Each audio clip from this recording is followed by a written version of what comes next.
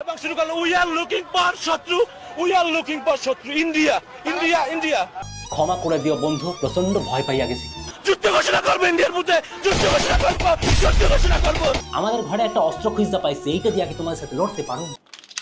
ভারত পানি ছেড়েছে, আতঙ্কিত হইয়েন না।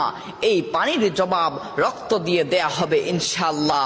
অপেক্ষা শুধু গাজওয়াতুল হিন্দের। ছোট, আজকেও স্কুলে যাসনি তো? আল্লাহ রাসূল সাল্লাল্লাহু আলাইহি সাল্লাম আজ থেকে প্রায় ১৫০০ বছর আগে বলে গিয়েছিলেন, পৃথিবীর সবথেকে বড় ধর্মযুদ্ধ হবে গাজওয়াতুল হিন্দ। এরকম ভুলভাল শিক্ষা কোথায় পাস বলতো? ২ টাকার একটা মাইক লাগিয়ে ধর্মের নামে অপপ্রচার করে ইসলাম ধর্মকে ছোট করিস, লজ্জা লাগে না? হাই ফোকস, বসে পাওজি, এসো আজকে একটু ইতিহাস পড়াই। নবী হযরত মুহাম্মদ সাল্লাল্লাহু আলাইহি ওয়াসাল্লাম ১৫০০ বছর আগে হাদিসে যারা লিখে গেছিলেন সেই কথাটা হচ্ছে গাজওয়ায়ে হিন্দ, গাজওয়াতুল হিন্দ না। পৃথিবীর সবথেকে বড় ধর্মযুদ্ধ হবে গাজওয়াতুল হিন্দ। এই ছেলেরা যে গাজওয়াতুল হিন্দের কথা বলছে, সেই গাজওয়াতুল হিন্দ হচ্ছে আল কায়দা অ্যাফিলিয়েটেড একটা জিহাদিস্ট মিলিটেন্ট গ্রুপ, যারা ২০১৭ সাল থেকে কাশ্মীরে চরমভাবে অ্যাক্টিভ। এই গাজওয়াতুল হিন্দ, এই কাশ্মীরের গ্রুপটা কাশ্মীরকে একটা ইন্ডিপেন্ডেন্ট ইসলামিক স্টেট বানাতে চায়। এই আল কায়দার লোকদের সাথে নবী হযরত মুহাম্মদের নাম কেন জুড়ে দিচ্ছিস? একটু লজ্জা লাগে না নিজের ধর্মের নামে অপপ্রচার করতে? নবী হযরত মুহাম্মদ হাদিসে বলেছিলেন গাজওয়ায়ে হিন্দ, গাজওয়া মানে যুদ্ধ আর হিন্দ মানে সিন্ধু নদীর তীরে। নবী হযরত মুহাম্মদ যখন এই কথাটা বলেছিলেন, তখন কি ভারত, পাকিস্তান, বাংলাদেশ বলে আলাদা আলাদা কিছু ছিল?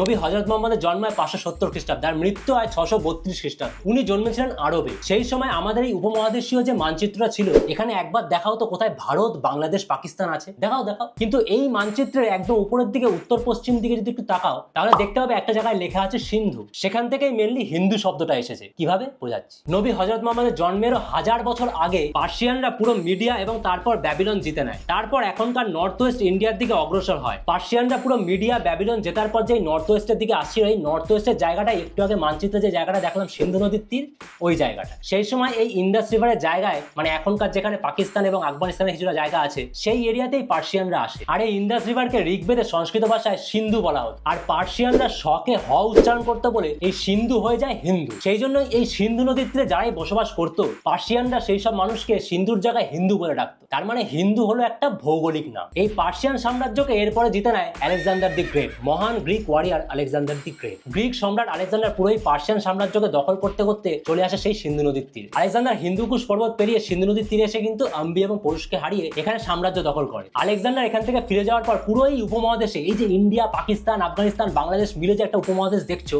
এই পুরো উপমহাদেশে তখন চন্দ্রগুপ্তের হাত ধরে মৌর্য সাম্রাজ্যের উৎপত্তি হয়। এই যে চন্দ্রগুপ্ত মৌর্যের হাত ধরে বিশাল মৌর্য সাম্রাজ্য বিস্তার লাভ করেছিল, এই সময়টা কিন্তু ছিল হযরত মুহাম্মদের জন্মের ৮০০ বছর আগে। এই সময় এই উপমহাদেশের কোনো জায়গায় হিন্দু, মুসলিম, ইন্ডিয়া, পাকিস্তান, বাংলাদেশ, আফগানিস্তান কোনো এইসব নাম দেখতে পাচ্ছ? চন্দ্রগুপ্ত মৌর্যের সময় যেসব ধর্মগুলো এখানে ছিল, সেটা হচ্ছে বুদ্ধিজম, জৈনিজম, ব্রাহ্মণিজম। ব্রাহ্মণিজম হচ্ছে অ্যানসিয়েন্ট সনাতন ধর্ম, আর ছিল অজীবিকা। তার মানে হিন্দ অথবা হিন্দু শব্দটা কিন্তু ভৌগোলিক একটা নাম। এখানে ব্রাহ্মণিজম মানে সনাতন ধর্ম ছিল, কিন্তু সিন্ধু নদীর তীরে যারাই বাস করতো তারাই কিন্তু হিন্দু। তার মানে এখনকার দিনে আমাদের ভারতে যারা মুসলিম আছে তারাও কিন্তু অ্যাকচুয়ালি হিন্দু। মানে ভৌগোলিক ভাবে যদি দেখতে চাও তাহলে কিন্তু তারাও হিন্দু। এরপরে ৮০০ বছর বাদে যখন পৃথিবীতে হযরত মুহাম্মদ আসেন এবং হযরত মুহাম্মদ ইসলাম ধর্মটাকে প্রতিষ্ঠা করেন, সেই সময় এই আমাদের এই উপমহাদেশীয় এলাকায়, মানে আফগানিস্তান, পাকিস্তান, ইন্ডিয়া এবং বাংলাদেশের যে পুরো মিলিত একটা জায়গা দেখতে পাচ্ছ, এখানে ছিল এক একজনের কিংডম। তার মধ্যে হর্ষবর্ধনের সাম্রাজ্যটা অনেক বড়ভাবে ছিল। প্রথমেই তোমাদেরকে যে মানচিত্রটা দেখালাম, সেখানে কিন্তু একদম কোনায় দেখলাম সিন্ধু। হযরত মুহাম্মদ যখন ইসলাম ধর্মকে ছড়িয়ে দেওয়ার চেষ্টা করেছিলেন, তখনই কিন্তু এই কথাটা বলেছিলেন গাজওয়ায়ে হিন্দ, মানে সিন্ধু নদীর তীরে আমাদের ইসলাম ধর্মকে ছড়িয়ে দিতে হবে। গাজওয়া মানে যুদ্ধ, আর হিন্দ মানে বোঝাতে চেয়েছেন সিন্ধু নদীর তীরে, মানে এখনকার পাকিস্তান, আফগানিস্তানের যে এরিয়াটা, আর ভারতের পাঞ্জাব থেকে কাশ্মীরের এরিয়াটা। হযরত মুহাম্মদের মৃত্যুর ৮০ বছর বাদে মোহাম্মদ বিন কাসিম এই সিন্ধু এরিয়াতেই কিন্তু দখলদারি করে। এভাবেই আমাদের সিন্ধু নদীর তীরে এই বিশাল উপমহাদেশে ইসলামের সূচনা হয়। এরপর একটার পর একটা আক্রমণ হয়। মাহমুদ অফ গজনী ১৭ বার আমাদের উপমহাদেশে আক্রমণ করে। তারপরে মোহাম্মদ ঘড়ির আক্রমণের কথা তোমরা ইতিহাসে পড়েইছো। মোহাম্মদ ঘড়ি প্রথম দিল্লিতে নিজের শাসন প্রতিষ্ঠা করে। মোহাম্মদ ঘড়ি দিল্লিতে কুতুবউদ্দিন আইবককে রেখেছিলেন, যার নামে কিন্তু কুতুব মিনার তৈরি হয়েছে। এই সময় থেকে আমাদের এখানকার মানুষদের বিশালভাবে ইসলামে কনভার্ট করা শুরু হয়। আর এখন পাকিস্তানে ২৪ কোটি মুসলিম, ইন্ডিয়াতে ২০ কোটি মুসলিম, আর বাংলাদেশে ১৫ কোটি মুসলিম। তাহলে আলটিমেটলি কি দাঁড়ালো? নবী হযরত মুহাম্মদ যে বলে গিয়েছিলেন গাজওয়ায়ে হিন্দ, এটার মানে যদি যুদ্ধের মাধ্যমে ধর্মপ্রচার হয়ে থাকে, তাহলে বিন কাসিম, মোহাম্মদ ঘড়ি আর মাহমুদ অফ গজনী যে এতবার আক্রমণ করে এই উপমহাদেশে ইসলাম ধর্মকে প্রচার করলো, তাহলে তো সেটা কমপ্লিট হয়েই গেল। প্রিয় হয়ে জিহাদি ভাই, সময় এসে গেছে, জিহাদে যাইতে হবে। ভাই তুই আগে স্কুলে যা, আমার এই ভিডিওটা দেখার পর একটু রিসার্চ কর যেগুলো বললাম, তাহলে বুঝতে পারবি কোরআনে অথবা কোনো ধর্মগ্রন্থে মারপিট, কাটাকাটি, হিংসাত্মক কথা কোথাও লেখা নেই। পৃথিবীতে সব ধর্মগ্রন্থই শান্তির বার্তা পৌঁছে দেয়। আজকের ভিডিওর এতক্ষণ ধরে যে আমার পচার ক্লাসটা নিচ্ছ, তোমরা সত্যিকারে মানে পচার স্টুডেন্ট। এসব স্টুডেন্টস তোমাদের সবাইকে একটা করে চুম খায়, মানে প্রতিনিয়ত দিই আজকে মানে স্টুডেন্টসদের চুম আলাদাই। আসাম আমার, পশ্চিমবঙ্গ আমার, ত্রিপুরাও আমার। তুই একটা চামার ভাই। আসাম ত্রিপুরা কি 2-3 টাকায় পাওয়া যাচ্ছে? তাহলে কিনতে পারিস ভাই। ধান খেতে মাঠে জঙ্গলে দাঁড়িয়ে ও নাকি আসাম ত্রিপুরা কিনবে। দুই পাকিস্তান আলাদা করে দিল ভারত, এখন ভারতকে ভাগ করবে পাকিস্তান আর বাংলাদেশ। ভাই একটু আগেই যে বোঝালাম যে ইন্ডিয়া পাকিস্তান বাংলাদেশ এগুলো কিন্তু আলাদা কিছু ছিল না। আমরা সবাই হলাম সিন্ধু নদীর তীরের মা, আমরা সবাই সমান। এই মানে বালছালগিরিগুলো বন্ধ করে মানে একতা আনার চেষ্টা করো। যারা রাজনীতি করে তাদের কথা শুনে যদি চলতে চাও তাহলে কিন্তু সবকিছু শেষ হয়ে যাবে। এই রাজনীতিবিদরা কিন্তু নিজের সাথে সারা জীবন হিন্দু মুসলিমের মধ্যে ভাগাভাগি করে গেছে। ইন্ডিয়ানরা বাঙালিকে ভাবে যে গরিব বাংলাদেশ, বাট আপনি কি ভাবেন যে ইন্ডিয়ারা অনেক বড় লোক? কলকাতারা কি? কলকাতারা তো অনেক গরিব। আমরা তো কলকাতা জানি, কলকাতা পরিবেশ, কিন্তু বাংলাদেশি গরিব বলতে পারে না। হ্যাঁ, কলকাতা অনেক গরিব। মাঝে মাঝে কলকাতাকে বাংলাদেশ মনে হয় না? আর সত্যি বলছি, এখন আমরা নিজেরাই পশ্চিমবঙ্গকে বাংলাদেশ হিসেবে চিনি। কবে যে একটা নতুন সরকার আসবে। আমাদের কলকাতাতে এত গরিব, তাও বাংলাদেশ থেকে সবাই চিকিৎসা করাতে আসে। বাইরে ভাইরাল হওয়ার পর কেউ কারো খবর রাখে না। জুনিয়র সাকিবের টুনটুনি কিন্তু এখনো জোড়া লাগে না। অনেক ডাক্তাররা বলতেছে যে চেন্নাই নিলে জুনিয়র সাকিব নাকি আবারও পুরনো জীবনে ফিরে আসবে। কি জ্বালা দেখো, বাংলাদেশের কোনো ডাক্তারই ভাইয়ের টুনটুনির অপারেশন করতে পারছে না। ছেলেদের টুনটুনি নিয়ে কিন্তু আমার কোনো মজা হবে না। মানে এই টুনটুনি ছেলেদের জীবনে কিন্তু একটা ভাইটাল পার্ট। তার উপরে এই ভাইয়ের কিন্তু টুনটুনি দুবার কাটা গেছে। চেন্নাই হসপিটাল থেকে বলছে 3 লক্ষ টাকা মেডিসিন এবং রিপেয়ারের জন্য, সার্জারির জন্য লাগবে 3 লক্ষ টাকা। দেখো, আমাদের ভারতের বিরুদ্ধে এত কথা বলো, অথচ ভারতের ডাক্তাররাই তোমার এই ভাইয়ের টুনটুনি সারিয়ে তুলছে। সিরিয়াসলি বলছি, জীবন থেকে রাজনীতিবিদদের বাদ দিয়ে দাও, ওদের কথা শোনা বন্ধ করো, তাহলে দেখবে মানে আমাদের মধ্যে কোনোদিনও ভাগাভাগি কাটাকাটি হবে না। রাজা রাজা যুদ্ধ হয়, মরে প্রজারা। আমাদের মধ্যে যারা এরকম যুদ্ধ লাগাচ্ছে তাদের কি কিছু হচ্ছে? মরছে কিন্তু সাধারণ মানুষ। বাংলাদেশে একটা হুজুগ উঠেছে, এখন কিছু পাবলিক ভারতীয় পণ্য বয়কট করছে। বাংলাদেশের নাগরিকবৃন্দ, আপনারা ভারতীয় পণ্য বয়কট করো। ভারতীয় পণ্য কিনবেন না, ভারতীয় পণ্য কিনতে দেবেন না। একটু ভেবে দেখো, বাংলাদেশের লোকজন যদি ভারতের জিনিসপত্র বয়কট করে, ভারতের কি 1%ও কোনো যায় আসবে? ভাই, পাকিস্তান আর বাংলাদেশ এরা দুজন নিজেই তো ভারতের প্রোডাক্ট, নিজেরাই ভারতের প্রোডাক্ট হয়ে আবার ভারতের প্রোডাক্টকে বয়কট করছে। ভাই, মাথা ফাতা ঘুরে যাচ্ছে। আপনারা ভারতীয় পণ্য বয়কট করো। কাকু, বয়কট পরে করবে, আগে তোমরা কাগজটা সোজা করে ধরো। এমনিতেই ইংলিশে লিখেছো, তা আবার উল্টো ধরেছো, কেউ কি বুঝতে পারবে? বাংলাদেশের নাগরিকবৃন্দ, रेड टेप कंपनी हुडी पड़े भारत पण्य बॉयकॉट करते चले।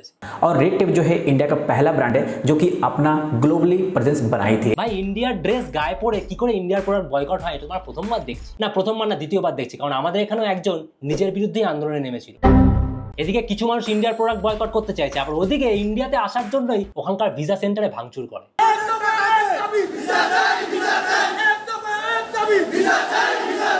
ইন্ডিয়াতে আসলে মানুষ কেন যায় জানি না, বাট এই লাইনটা প্রুফ করে যে ইন্ডিয়াতে বাংলাদেশের প্রচুর মানুষ যায়। বাংলাদেশের ভিসা সেন্টারে কি লেভেলের লাইন পড়ে দেখতে পেলে? এই যে লাইনগুলো দেখতেছেন, এই পুরো লাইনটা হচ্ছে ইন্ডিয়ান ভিসা ডেলিভারি মানে কালেকশনের আর কি। আমি 2 মিনিট ধরে হাঁটতেই আছি, বাট লাইন কিন্তু শেষ হইতেছে না। ইন্ডিয়াকে মানুষ যতই পচাক, ইন্ডিয়াতে যে এত মানুষ যায়। ভাই, এখনো বলছি আমরা সবাই সেম, সিন্ধু নদীর তীরের মান। অবশ্যই ভারতীয় পণ্য আমাদের বয়কট করা উচিত, যেহেতু আমাদের প্রতিবেশী দেশ আমাদেরকে এত ক্ষতি করছে। এরকম বাঁধ ভেঙে দিয়ে বাঁধ ভেঙে দিয়েছি, এটা কবে হলো? দেখো, এত সুন্দর মেকআপ করে পরিপাটি হয়ে সেজেগুজে যদি কেউ বলে ক্ষতি হয়ে গেছে, তাহলে একটু হিপোক্রিট লাগে। এবার বাংলাদেশে প্রচুর বৃষ্টি হয়েছে, মানে অতি ভারী বৃষ্টি যাকে বলে, আনপ্রেসিডেন্টেড রেইনফল। তো আমাদের এই যখন মেঘ বিস্ফোরণের ঘটনাটি ঘটে, তখন এটা অনেকটা আসলে কল ছেড়ে দেওয়ার মতো। সেই বন্যায় কুমিল্লা, ফেনী জেলায় প্রচুর ক্ষতি হয়েছে। 24 ঘন্টায় প্রায় 300 মিলিমিটার অতি ভারী বৃষ্টি হয়েছে। আমরা সাধারণত বৃষ্টির যে রেকর্ড, সেটা 89 মিলিমিটার বা তার চেয়ে বেশি যদি 24 ঘন্টা বৃষ্টি হয়, সেটাকে বলা হয় অতি ভারী বৃষ্টি। যেখানে 300 মিলিমিটার বৃষ্টি 24 ঘন্টার মধ্যে হচ্ছে, সেটা আর কোনো ক্রাইটেরিয়ার মধ্যে পড়ে না। বাংলাদেশে এটাই ছড়ানো হচ্ছিল যে ভারত বাঁধ থেকে জল ছেড়ে বন্যা করে দিয়েছে। একটা বাঁধ থেকে জল ছেড়ে এই লেভেলের বন্যা আনা যায়? এবারে কি লেভেলের যে বৃষ্টি হয়েছে, আমাদের ত্রিপুরা ভেসে ছাড়কার হয়ে গেছে। ইভেন ত্রিপুরা কি, আমি তো কলকাতায় থাকি, আমার বাড়িতে প্রায় 1 কোমর জল ওঠে। সব আবহাওয়াবিদরাই বলছেন যে 24 ঘন্টায় 90 মিলিমিটার বৃষ্টি হলেই বন্যা হয়ে যায়, আর সেখানে দাঁড়িয়ে 24 ঘন্টায় 300 মিলিমিটার বৃষ্টি হয়েছে। বারে বারে একটা কথাই বলছি যে ইন্ডিয়া, পাকিস্তান, বাংলাদেশ আমরা কিন্তু সবাই নিচু, একটা নিচু লেভেলেই আছি। মুরুব্বে একবার ভেবে দেখেছো, অত উঁচুতে উঠে প্যান্টের চেন খুলে টুনটুনি বের করে মুছছে? ভাই, আমি আমার ছাদে উঠে নিচের দিকে তাকালে আমার বিচি শুকিয়ে যায়। একবার ভাবতে পারছো, ওই টুনটুনি নিয়ে একবার যদি উপর থেকে নিচে পড়ে, কারণ ওই টুনটুনি তো উঠতেও পারে না, ফুল বিচি বাস্ট। বাংলাদেশ থেকে শেখ হাসিনা পলায়ন করার পরে যে চুরিচামারিগুলো হয়েছিল মল ফল থেকে, তোমরা হয়তো ভাবছো বাংলাদেশে শুধু এগুলো হয়। ভাই আমাদের ভারতে উত্তরপ্রদেশে দুটো লরির মধ্যে সংঘর্ষ হয়েছে, একটা দুধের গাড়ি ছিল তার মধ্যে, সেই ফাঁকে সবাই দুধ চুরি করা শুরু করেছে। NH24 ABS के सामने यहाँ पे एक ट्रक और एक दूध का ट्रक है, इसकी टक्कर हुई है। लोग देखिए किस प्रकार से दूध भर रहे हैं, पूरी ड्रम और बोतलें भरी जा रही हैं ट्रक में से। বললাম তো আমরা সবাই সেম, সিন্ধু নদীর তীরের মাল। इंडिया हो गया, बांग्लादेश हो गया, पाकिस्तान बात जाए किसे? पाकिस्तान के कराची में शुक्रवार को एक मॉल की ओपनिंग हुई और ओपनिंग के दिन ही लोगों ने मॉल में लूट मचा दी। মলে ঢুকে সবাই লুটপাট করে চলে গেল। আমরা সবাই কিন্তু তৃতীয় বিশ্বের দেশ, আমাদের এক হয়ে এগোনো উচিত। আমাদের মধ্যে এই ভেদাভেদি কাটাকাটি করলে কিন্তু আরো পিছিয়ে পড়বো। মাঝখান দিয়ে যে রাজনীতিবিদরাই তোমাদের কাছে এসে হিন্দু মুসলিম ভাগাভাগি করার চেষ্টা করবে, তাদের আমরা গাঁড় মেরে রেখে দাও। বাংলাদেশ, ইন্ডিয়া, পাকিস্তান সব জায়গাতে এরকম নিচু টাইপের প্রচুর লোক আছে, কিন্তু ভালো মানুষও আছে। যখন বাংলাদেশরা ইন্ডিয়াতে ঘুরতে আসে তখন বুঝতে পারে আমরা কতটা অতিথি আপ্যায়ন করতে পারি। কলকাতা আসার পরে যে জিনিসটা বুঝতে পারছি, এখানে হিন্দু মুসলমানের মধ্যে কোনো ভেদাভেদ নাই, যেটা বাংলাদেশের মাঝে মধ্যে দেখা যায়। মানে একটু খুব বিশ্রী ব্যাপারটা, ধর্ম নিয়ে অনেক মারামারি, হানাহানি, ঝগড়া করে, বিবাদ করে, যে কারো মন্দির ভেঙে ফেলছে, কারো মসজিদ ভেঙে ফেলছে।